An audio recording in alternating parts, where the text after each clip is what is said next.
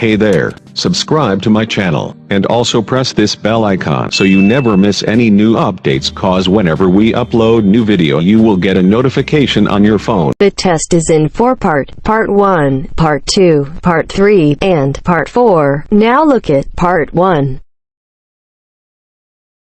Part 1.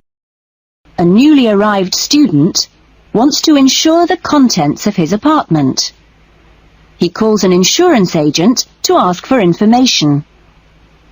First, you have some time to look at questions 1 to 6.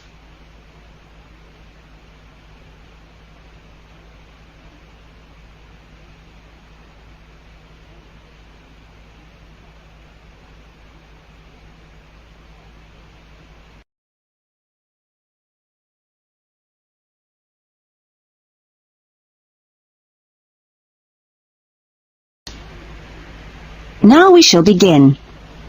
You should answer the questions as you listen, because you will not hear the recording a second time. Listen carefully to the conversation and answer questions 1 to 6. Good morning, Diane Davis. Can I help you?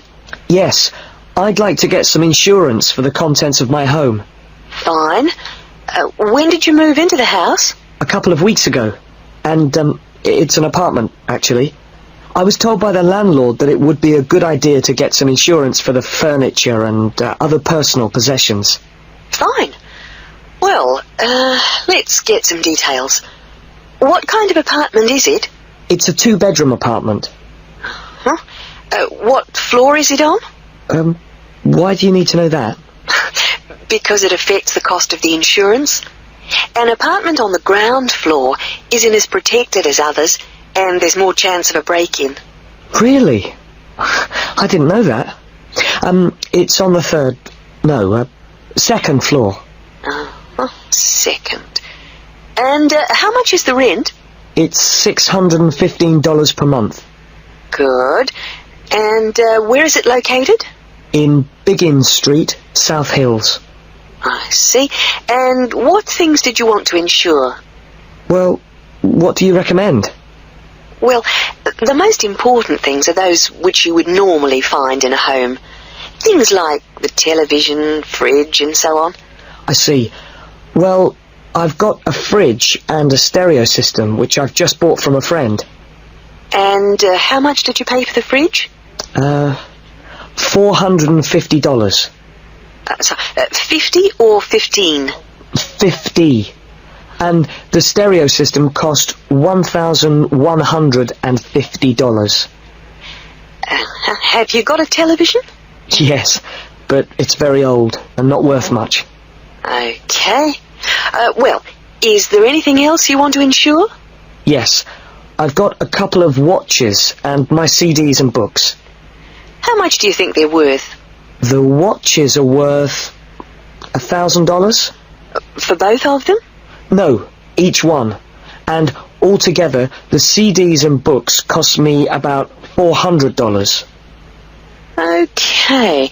So, the value of everything you want to insure is $4,000. How much will the insurance cost? Let me see. $4,000 divided by plus 10%. Right. So, this kind of insurance, that's private contents insurance, it comes to $184 for a 12-month period. $184? Well, that sounds pretty good. Okay, I'll take that policy. Before the conversation continues, you have some time to look at questions 7 to 10.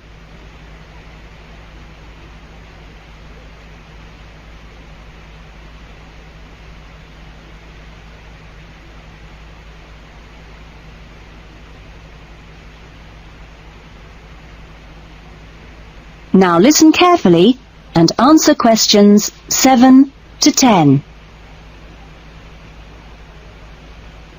Can I arrange the policy over the phone? Sure. Just let me get the details down. So, that's Mr. Gavin Murray. That's Murray. And the address is? It's 16C, Biggins Street, South Hills. Okay. 16C, Biggins Street, South Hills? That's right. It's 2 words. South Hills. And your date of birth is? 12th of November, 1980. And your contact number? Home phone number is 9872 4855. Right. And, you're Australian? No, I was born in London, although my mother is from Tasmania. Oh, really? Whereabouts? Hobart. I see. Interesting place. Now, are you working at the moment? No, I'm a full-time student at Sydney University. Right. Good.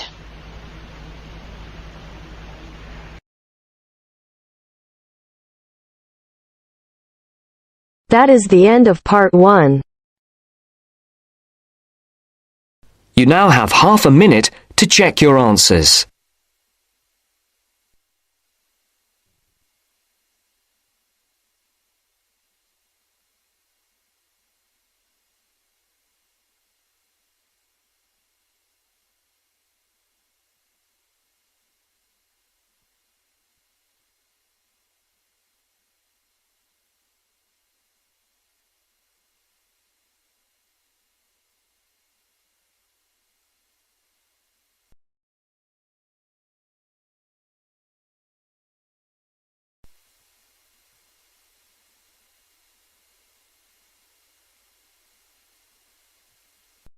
Now turns to part 2. Part 2.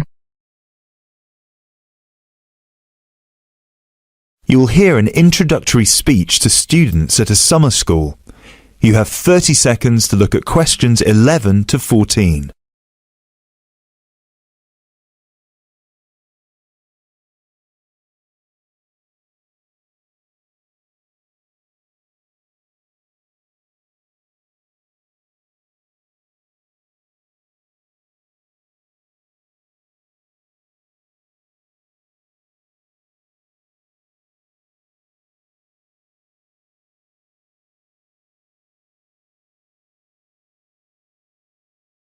Good morning, everyone, and welcome to Climb Summer School.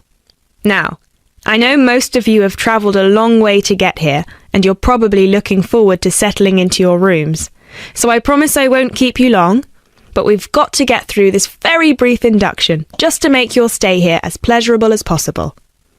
Now, as you can see, while we're located very close to the centre of London, we're actually quite cut off from the main road. And we've got plenty of space for our facilities and students. This was part of our founder's vision, Jasmine Climb, who thought that the best environment for teenage students would be a place that combines the comforts of a big cosmopolitan city with the beauty and serenity of a quiet, remote site. Now, back in 1983, when our school was founded, this all here was an abandoned warehouse, and the classes were held in the main building that you can see over there. There were no trees, no conifers surrounding the property. There wasn't even a main gate. It took years and a great deal of effort to get our school to where it is today. And I'm sure that if you take a look at page 34 in your brochures, where you can find a picture of what the school used to look like back then, you'll agree that the changes we've made are more than impressive. But it's not just the facilities that make Climb Summer School special, obviously, and I'm certain you already know this. Over the following 10 weeks, you'll receive an assortment of classes on a variety of topics, ranging from language, literature and poetry to creative writing, communication and project management. All of these modules have been designed to improve your chances of getting a place in the universities of your choice, while also giving you the opportunity to learn, excel, and of course, also socialise with people from all over the world. I can tell you, just among the 30 of you, we've got about 21 different nationalities. So what happens now? First of all, I'll be handing out a map of the premises for you to have a look at, and explaining where everything is. Once we're done here, you'll all be taken to your rooms where you can unpack and relax for a couple of hours. And later on, we'll be having our first activity of the day, a mix and match lunch in the main hall, where you'll have the chance to meet your new classmates.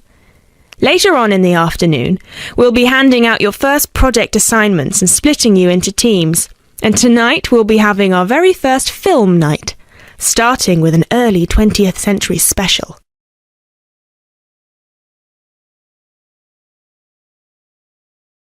You now have 30 seconds to look at questions 15 to 20.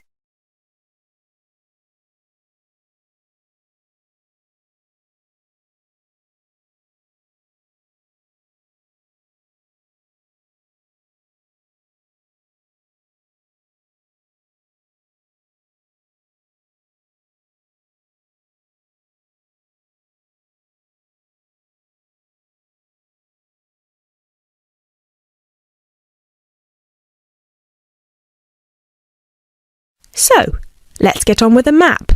You've already got a version of it in your brochures, so if you can open them to the last page so we can have a look. Very well. As I showed you before, the actual school is right over there in the middle. That's where you'll be having most of your classes. Adjacent to it, you'll find the main hall, which is where we'll be hosting most events, such as today's lunch. On the left from the main building, you'll find a smaller building, which is where the accommodation and welfare offices are located. This is labelled as the garden office at the front, and it's easy to spot because it has a green door. Each of you is assigned to a different residence hall. We've got 3 residence halls in total, 1 on the left and 2 on the right. The one right next to the garden office is Ursula Hall, named after our founder's sister, while the other 2 are Peter Hall and William Hall. Now, as you can see, there are 3 more buildings to the left of the semicircle here, and 1 more building on the right-hand side, next to William Hall. So that one, which is shaped a bit like a dome, is the pavilion. This is where all your letters will be delivered, and in the basement floor you'll also find a laundrette. Please make sure you've got plenty of £1 coins, as you'll need one for the washing machine and another for the dryer. And that row of buildings on the left, the one closest to us here at the gate, is the canteen, where you'll be able to buy snacks as well as breakfast, lunch and dinner, on days when we don't have an event with food provided. The next one is the gym, which is open from 7 a.m. to 8 p.m. from Monday to Friday, and until 10 p.m. at the weekend. And the last building, right over there, is the study centre, where you'll find plenty of computers and books, as well as a great selection of DVDs and magazines that you can borrow with only a small refundable deposit of £5. Now, please remember to keep your student card with you at all times, as you'll need it to access most of these facilities. That is the end of part 2. You now have half a minute to check your answers.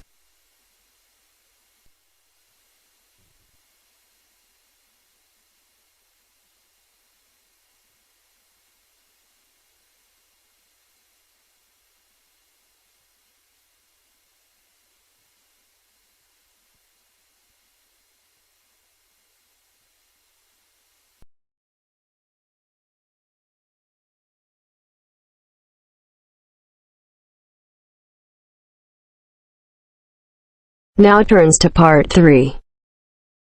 Part 3. You will hear 3 students talking about how to spend their time before going to university. First, you have some time to look at questions 21 to 25.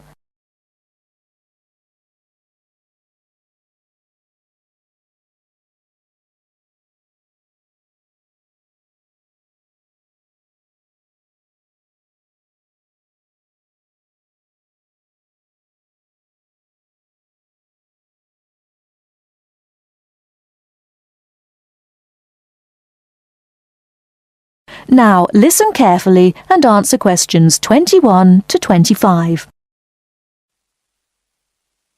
What's that you're reading, Matt? Oh, hi Tara. It's an article about taking a gap year before going to university. Is that what you're thinking of doing then? Well, I hadn't really considered it as an option, but reading this has got me thinking. I'm looking forward to starting at uni, but I wouldn't mind a bit of time to myself first. Hi guys. What are you talking about? Hi Sandy. How's it going? Matt's reading about gap years. He wants to put off going to uni. I think a gap year's a great idea. I'm definitely thinking about it. Are you?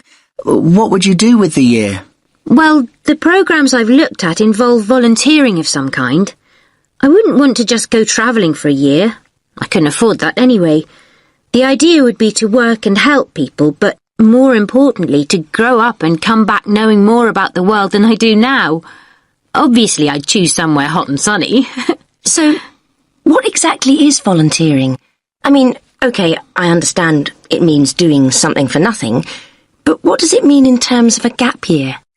Yeah, it means working with programmes in countries where people need support or some kind of aid. I bet your mum and dad aren't quite as enthusiastic as you are about all this. On the contrary, they're really supportive.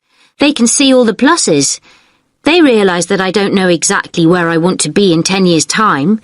They think it'll give me time to figure things out and not make decisions I might regret later. I think I'd be worried about how the university look at it, though. Don't you think it suggests you're just putting off studying? Definitely not. Our tutor told us that a lot of universities encourage students to take a gap year. They see a year away growing up and maturing as an asset. Students arrive in higher education with an extra year of life experience, depending on what you do with the time, obviously. Yes, I can see that tutors might like having a few well-travelled students around. I mean, ones that have a more developed perspective. I think they also appreciate that students who come back from a year away, doing something worthwhile, have a stronger sense of direction and a clearer idea of what they hope to achieve. They probably speak at least a few words of another language too. The most important thing for the unis is that students are motivated. So anyway, what does your article say about the options? Do they suggest where students should go on their gap year?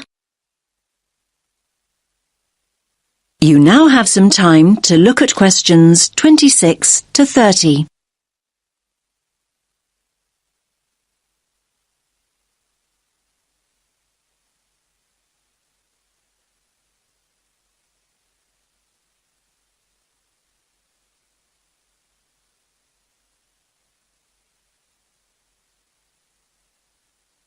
Now listen to the rest of the discussion and answer questions 26 to 30. Well, apparently, Australia's the country where the highest percentage of students take a gap year, and it's the most popular destination for gap year students from other countries as well as Britain. I like the sound of a year in Australia. They say here that there are 3 main attractions. The abundance of great coast, beautiful beaches, learn to surf, all that stuff. Then there's the amount of time you can spend enjoying outdoor activities, like hiking and loads of sports. And thirdly, the cosmopolitan cities, especially Sydney, which apparently is awesome. It's a great country for young people because there's so much to do. Loads of adventure, and sunshine, obviously. Sounds good to me. Unfortunately, it says here the cost of getting there in the first place can be prohibitive. However you make your way there, it's expensive. Unless the bank of mum and dad help out, that is. Then, look, they also mention various places in Africa. But they single out Ghana. Students can get involved with the construction of new schools or teaching the kids that are already in them. That does sound really rewarding and interesting, I have to say. I guess there's a huge sense of achievement with something like that, and you get fantastic life experience from living in another culture. I think you pick up some real practical skills too. Skills you can bring back with you. Another place I really like the sound of is Nepal. What's the attraction there? Most of the volunteering involves teaching again, and it's that sense of achievement that people are after. They also say, let me read it, students are attracted by the simplicity of daily existence. I think they mean you have to spend a year without your computer and all the rest of it. It's all about going back to basics. So where do people stay? They live on farms or in mountain retreats. I'm not so sure I could manage that. I don't mind hard work, but I like a hot shower at the end of the day. Yeah, I imagine the food's not great either. They do actually say here that one of the things volunteers miss is good food choices. Anyway, there are plenty of other options. Why don't you read the rest of the...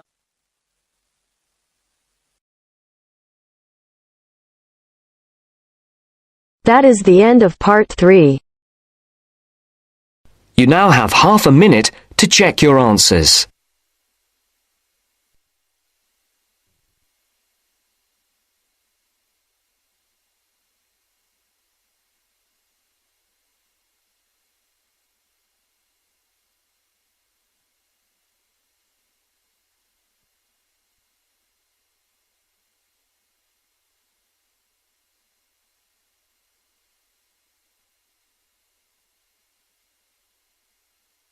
Now turns to part 4.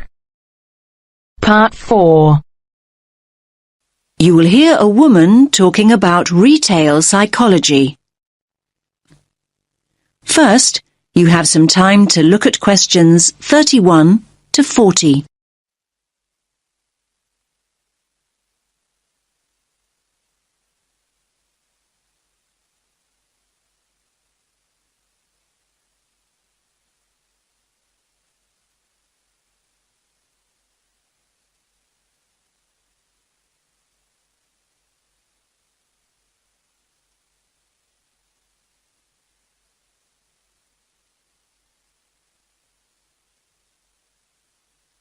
Listen carefully to the talk and answer questions 31 to 40. Hello everyone. Let's get started on the final lecture in our module on retail psychology. Today we're going to focus on supermarket layouts and how retailers display their products to encourage us as customers to spend as much of our money as possible. It's an interesting topic. Now, most of us don't actually realize that the layout is deliberately designed to make us part with our money. But in fact, millions of pounds are spent on research into the psychology of shoppers and what motivates us to buy. So, let's have a look at an actual supermarket layout. Now, here's the entrance to the store, just here. This area immediately around the entrance is what retailers refer to as the decompression zone or the dead zone. This is where the customers recover from the environment outside. And by that I mean this is where they adjust. For example, the place where they might put their keys in their pockets or take off their sunglasses, these kinds of things. So, what do you notice about this area? It's very empty, isn't it? Yes, it's pretty much clear of stock altogether. This area is not designed or used to sell us anything. Basically, the supermarkets never put any merchandise here because they know that no one's ready to buy yet. However, the retailers want their customers to feel comfortable. If they're in a relaxed state of mind, they're much more likely to stay longer and spend money. Now, let's look back at the entrance again. Now, it's interesting, but we know that 3/4 of us look right, not left, when we go into a supermarket. So, 75% of people. This gives the supermarkets a great opportunity to hit us with promotions and offers. So, near the front door, you might also find what we call the dwell zone. The dwell zone is the area on the right-hand side by the front door where you are encouraged to relax and browse. You will usually find newspapers and flowers here to help you do exactly that. Moving on from the dwell zone, we come to the power aisle. Basically, it's the main route customers return to after venturing into nearby aisles. And so this is the area of the supermarket where the strongest offers are displayed. So, you might see a sign that reads barbecue time, and you'll see all the items you could possibly need for a barbecue. The charcoal, the sauces, the skewers and the drinks, everything you need, all in one place. Were you planning a barbecue before you went shopping? Do you even have a garden? Yes, the power aisle has a very powerful effect on sales, even though most of us don't even realize we are being sold to here.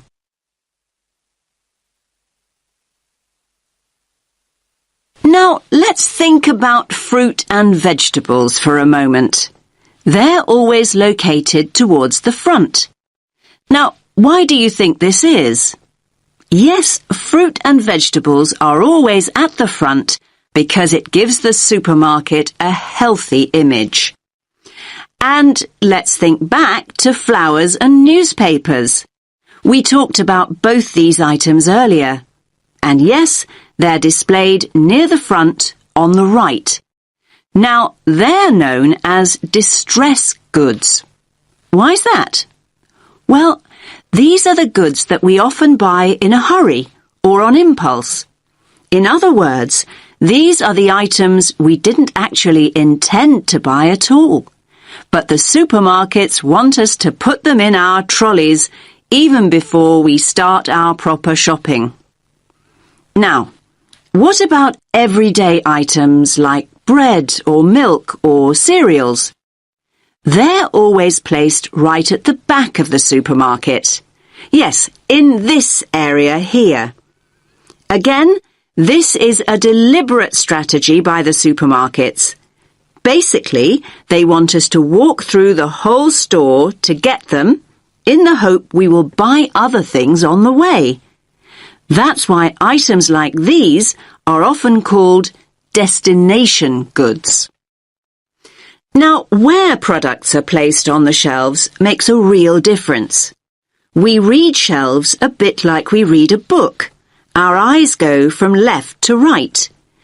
And they want you to focus on the more expensive items, so they place them at eye level. It's often quite hard to spot items like cheap tinned food. Why is that? Well, they're normally placed very low on the shelves. Basically, the supermarkets don't want the cheapest products to be the ones you see first. Finally, let's have a look at the checkout area here. Now, we all know that sweets are deliberately placed within the reach of children at the checkout. But all kinds of things are displayed at checkouts these days. In fact, supermarkets can change what's on offer almost by the hour. It's a quick and easy way for them to rotate their stock. So, if the sun comes out, the checkout is an ideal place to display sunglasses. And if it rains, umbrellas can be placed there instead. Now, does anyone have any questions?